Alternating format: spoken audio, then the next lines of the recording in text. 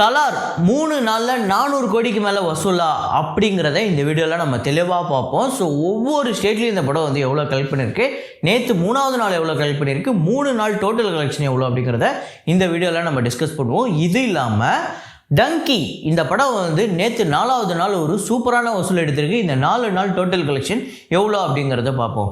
So இது இல்லாமல் சபாநாயகன் அந்த படம் சூப்பராக இருக்குது அப்படின்னு சொல்லியிருக்காங்க. நேற்று 3வது நாளுமே முதல் 2 நாளை விட அதிக கலெக்ஷன் எடுத்திருக்கு. அது எவ்வளோ அப்படிங்கிறத பார்ப்போம்.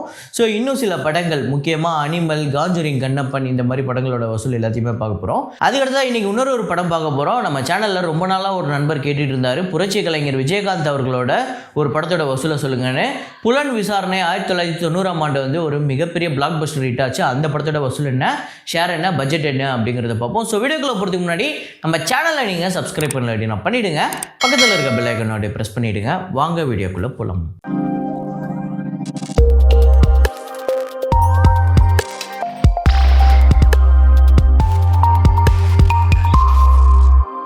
நேற்று வீடியோவில் நான் ஒரு ஃப்ரேம் ஒன்று வச்சுருந்தேன். அதை நிறைய பேர் கரெக்டாக கெஸ் பண்ணியிருந்தீங்க. அது என்ன ஃப்ரேம், என்ன படம் அப்படிங்கிறத பார்த்துட்டு வாங்க.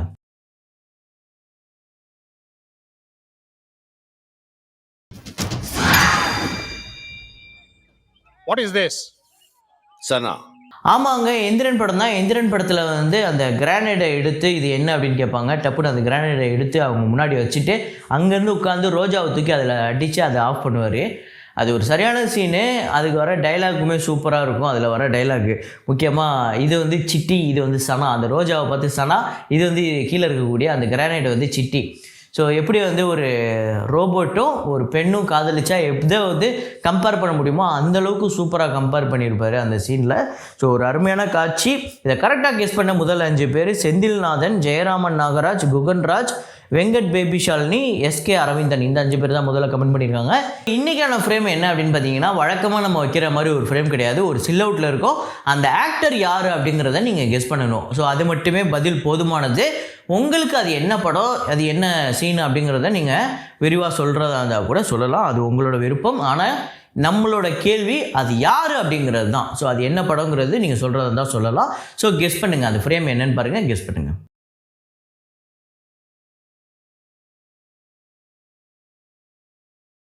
ஆக்வாமன் அந்த படத்தோட வசூலை பார்த்துருவோம். டே 4 இந்தியாவில் வந்து 4,28,00,000, வேர்ல்டு வைடு $101 மில்லியன். ஸோ நேற்று ஞாயிற்றுக்கிழமை ஒரு பெரிய வசூல் எடுத்திருக்கு. இன்றைக்கி கிறிஸ்மஸ் கூட ஒரு பெரிய வசூல் எடுக்கிறதுக்கு வாய்ப்பு இருக்குது. இந்தியாவில் வந்து 10,41,00,000, வேர்ல்டு வைடு $120.2 மில்லியன் வந்து கலெக்ட் பண்ணியிருக்கு. 1000 கோடி கிட்ட இந்த படம் வந்து வசூல் பண்ணியிருக்கு. அதுக்கடுத்து தான் அனிமல் அந்த படத்தோட வசூல் பார்த்திங்க அப்படின்னா 24வது நாள் வசூல். இந்தியாவில் வந்து 2,21,00,000, வேர்ல்டு வைடு 2,53,00,000 இந்த படம் வந்து வசூல் பண்ணியிருக்கு. இந்தியாவில் 515,82,00,000, வேர்ல்டு வைடு 867,93,00,000 வந்து வசூல் பண்ணியிருக்கு. ஹாய் நன்னா இந்த படத்தோட டே 18 கலெக்ஷன் ஆந்திரா தெலுங்கானாவில் 74,00,000. நேற்று ஞாயிற்றுக்கிழமை இந்த படம் ஒரு சூப்பரான வசூல் எடுத்திருக்கு. World wide 81,00,000. இதுவரையும் 68,80,00,000 இந்த படம் உலகம் முழுக்க வந்து வசூல் பண்ணியிருக்கு. நேரு, ஸோ மலையாள படம். இந்த படம் வந்து மோகன்லால் அவர்களுக்கு இந்த வருஷம் ஒரு மிகப்பெரிய வெற்றி படமாக அமைஞ்சிருக்கு.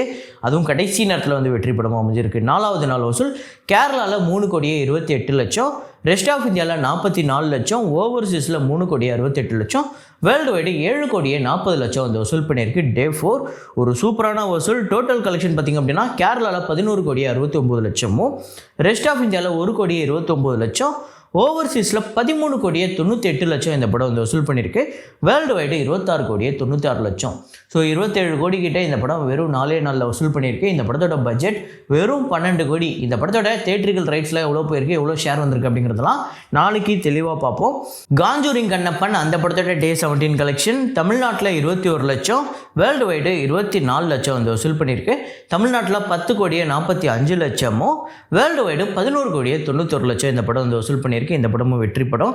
ஃபைட் கிளப் இந்த படம் தொடர்ந்து அப்படியே கம்மியாகிட்டே வருது. வசூல் 10வது நாள் 4,00,000, தமிழ்நாட்டிலையும் 5,00,000, வேர்ல்டு வைடும். ஸோ டோட்டலாக 9,82,00,000 வந்து வசூல் பண்ணியிருக்கு. ஜிகிரி தோஸ்து அப்படிங்கிற ஒரு படம், அந்த படத்தோட பாக்ஸ் ஆஃபீஸ் கலெக்ஷன் டே 3 4,50,000 வந்து வசூல் பண்ணியிருக்கு. ஸோ டோட்டலாக 14,00,000 இந்த படம் வந்து வசூல் பண்ணியிருக்கு.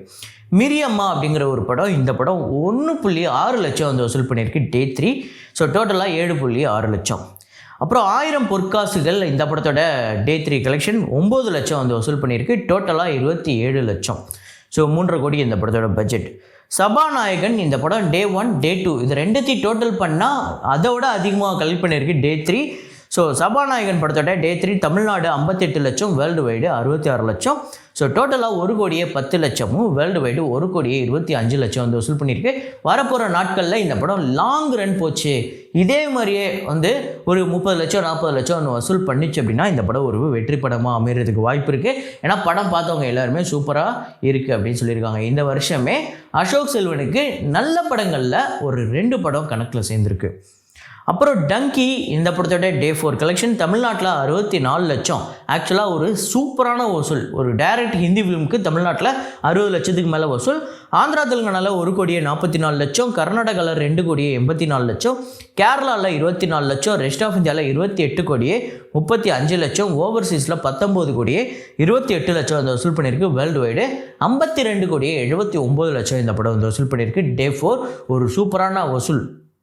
அப்புறம் டங்கி படத்தோட தமிழ்நாடு டோட்டல் கலெக்ஷன் 2 கோடிக்கு மேலே வசூல் பண்ணியிருக்கு. 2 கோடியே 8 லட்சம், ஆந்திரா தெலுங்கானாவில் 6 கோடியே 55 லட்சம், கர்நாடகாவில் 11 கோடியே 3 லட்சம், கேரளாவில் 1 கோடியே 14 லட்சம், ரெஸ்ட் ஆஃப் இந்தியாவில் 97 கோடியே 99 லட்சம் வந்து வசூல் பண்ணியிருக்கு.